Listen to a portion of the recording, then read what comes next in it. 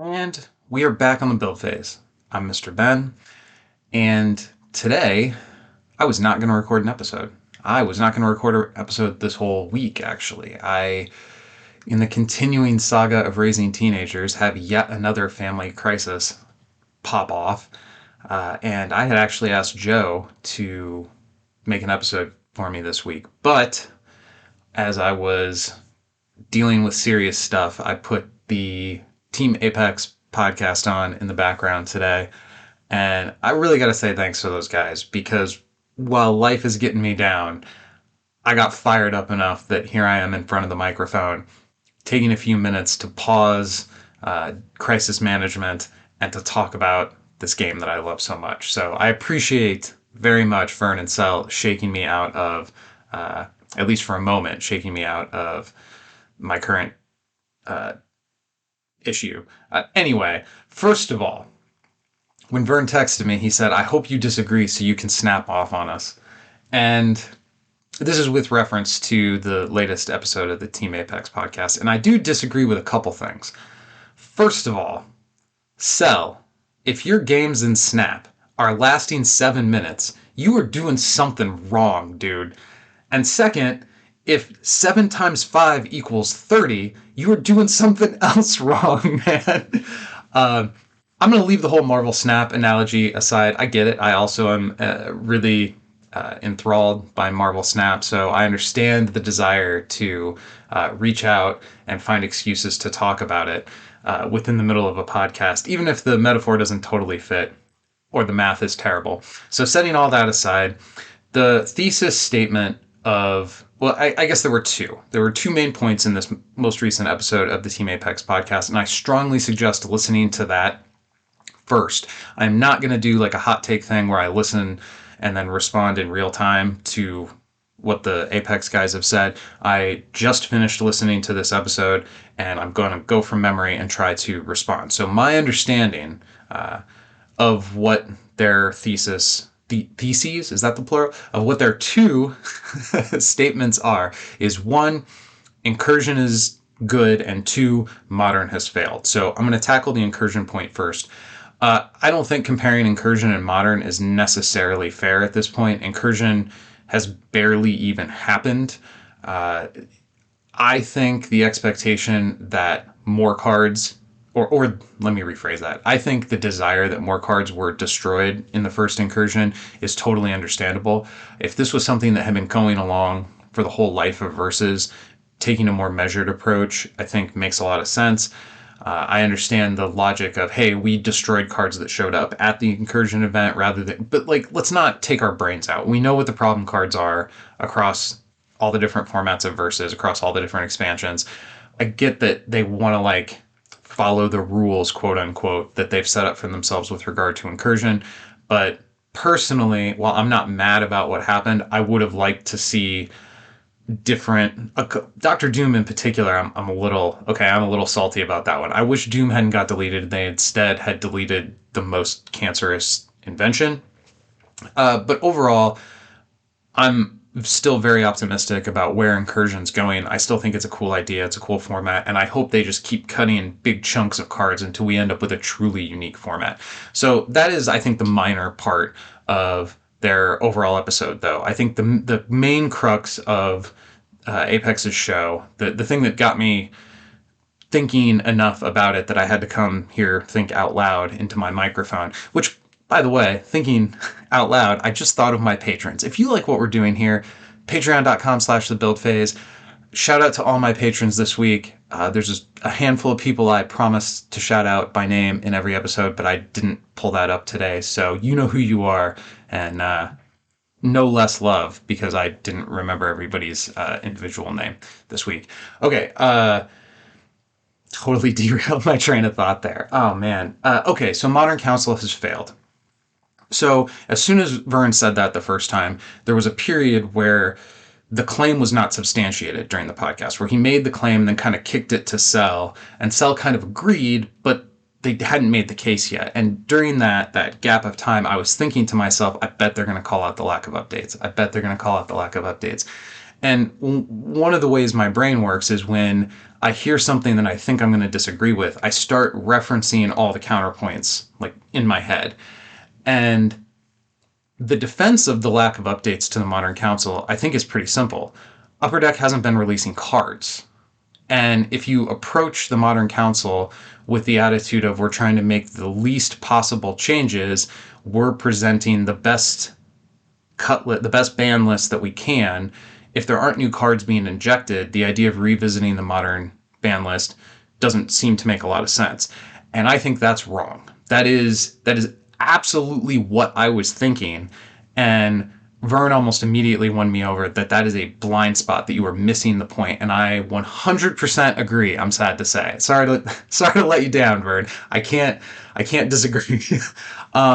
So one of the flaws of the Modern Council, one of the other things that Apex shouted out is they go down the list of the people who are on the council. Now, as a multiple time guest on this program, as somebody I've learned a lot from about card games, Adam Logan is somebody who is near and dear to my heart. I love that guy. But during COVID times, he eventually stepped away from Versus. I don't know if he's ever going to come back. So the idea that he's still on the Modern Council doesn't make a lot of sense. Additionally, I'm going to get back to this blind spot thing in a minute, I promise. But additionally, Robbie Stewart, while he exploded onto the Versus scene during lockdown, he has since had some changes take place in his family and very understandably had to kind of take a step back from being as active in the Versus community.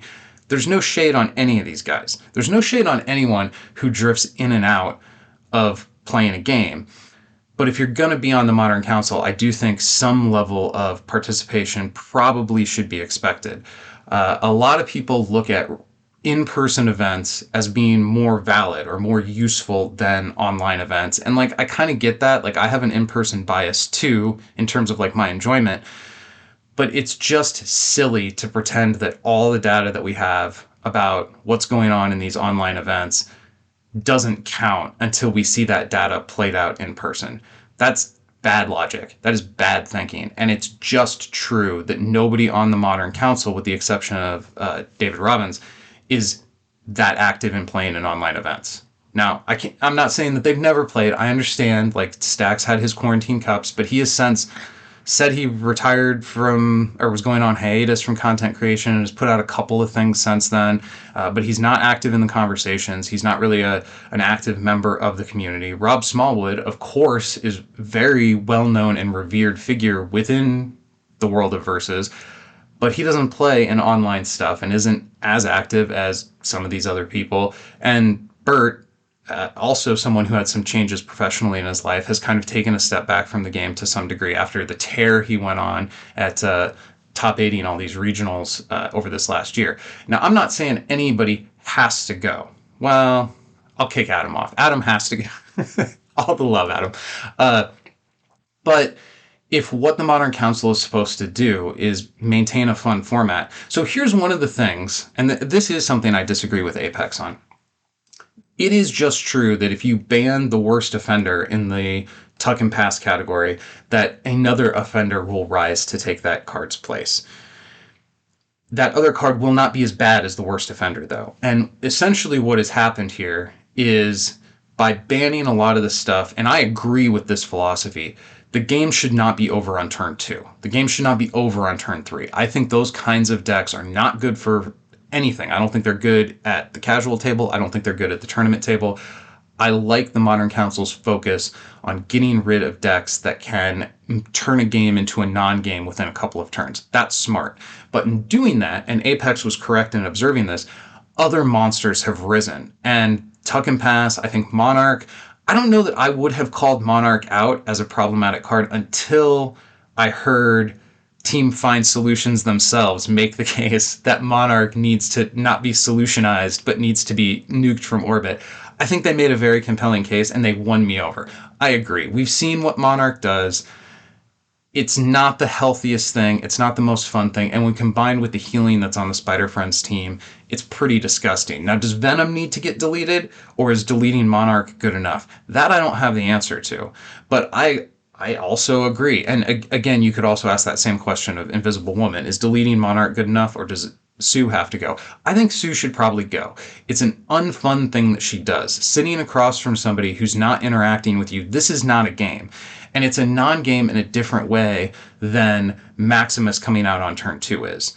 Like, Maximus, it's a non-game in the way that Dark Phoenix coming out and creating a stalemate is non-fun. So we know that the Modern Council is willing to address things like the Dark Phoenix supporting character and the way that that attacks having a good time playing Versus. And it very much does attack having a good time while playing Versus. I think Invisible Woman is a very similar offender. So she doesn't fall into the bucket of a Kate Pryde turn 1 Senator Kelly, which is a certain kind of bad feeling. She falls into this other bucket where, and this is another thing I'll disagree with, Cell's whole reason for bringing up Marvel Snap was that you play more games and you get these bad feelings more often. Therefore, Marvel Snap is a more miserable experience. I totally disagree. I think that having a game where you can kind of see the outcome of it 3 minutes in, but it goes all the way to time and then you lose on time, like, I think that's a more miserable experience than losing a game in an actual length of a Marvel Snap game, which is 2 to 3 minutes. So I do think that addressing the monsters that have risen in the absence of what's on the modern ban list absolutely should happen. So overall, I kind of I guess I kind of agree with their take on Incursion too. Like, I'm not a hater. I wish the Upper Deck would have gone further, but it's fine. It's fine. Like, I don't have a hot take on Incursion at this time. I think I predicted even before the first Incursion happened that it was probably going to be 2 or 3 or 4 of them before it was going to get really exciting, and I think we're on track for that. It might even be faster than I predicted. If they cut another chunk of cards similar to what they did at the first Incursion, we might be seeing unique formats and unique problems to solve as early as February in that format. Maybe. That's maybe a little too optimistic, but we'll see. I think 3 Incursions in, it's going to be cool. Probably. So I guess I kind of agree with them on Incursion. And with regard to their modern criticisms, yes, if Modern is going to be used at serious events, and I think Midwinter is one of the most important Versus events in our entire community, it's up there with Gen Con, maybe not in terms of prize money or prestige necessarily, but in terms of value to the community, I think Midwinter matters. I think Midwinter matters more than official region. It certainly mattered more than Origins. And Origins was like the number 2 premier tournament for many years. I think Midwinter actually, while it didn't get the prestige in terms of the community, and I'm a punk rock kid at heart, so maybe there's something about an underdog that appeals to me personally, but I would rank Midwinter even with Gen Con in terms of its importance and value to the game of Versus, which I realize is maybe a hot take. If Midwinter is going to use the Modern format, up until I listened to the Apex podcast, I thought Modern was kind of fine. Like, I knew there was some stuff in it that wasn't the most fun, but listening to Cell and Vern kind of lay out the case of like, hey, we need updates. Like, the point of this format was updates. And how easily they were able to kind of swat away my counter argument, which would have been, well, we haven't seen new cards. Well, okay, so the Modern format didn't set out with the express goal of we're going to update this whenever new cards release. It set itself out with the express goal of, hey, let's try to not come at this with a sledgehammer. Let's use a scalpel and take out the problematic cards. Well, now we've discovered a few other problematic cards, and we didn't discover them through opening new boxes of cards. We discovered it through actually in the trenches testing. So I agree with deleting Monarch. I agree with deleting Sue Storm. I think I'd rather see Queens deleted than Venom, to be honest, but I haven't given that a ton of thought. I literally finished their podcast. Let's see, we're at 14 minutes on the recording here. I finished their podcast about 15 minutes ago, so I'd have to think about some of those a little harder, but I think that's fine. Like, let's get rid of some of this stuff that is just absolutely miserable. Surtur can go. The idea that we can't have a character ramping to turn 5 at the start of the game, but we can have a character that reduces you to turn 0 on turn 5 is a little silly. We now have the evidence. You know, before it was theory crafting, we've now seen Surtur in action across a bunch of, in fact, in-person events. So this isn't even just an online thing. So I don't know if that's a conclusive list. I haven't given this enough thought to fully sign off and say these are the cards that I think have to go, and there are no other cards that I would want to add, and I'm sure about these. I'm not sure about these. Well, I'm pretty sure about Surtur. I'm pretty sure about Monarch. I think there's a fair case to be made for, and probably Sue as well. And it's not even because she's so dominant.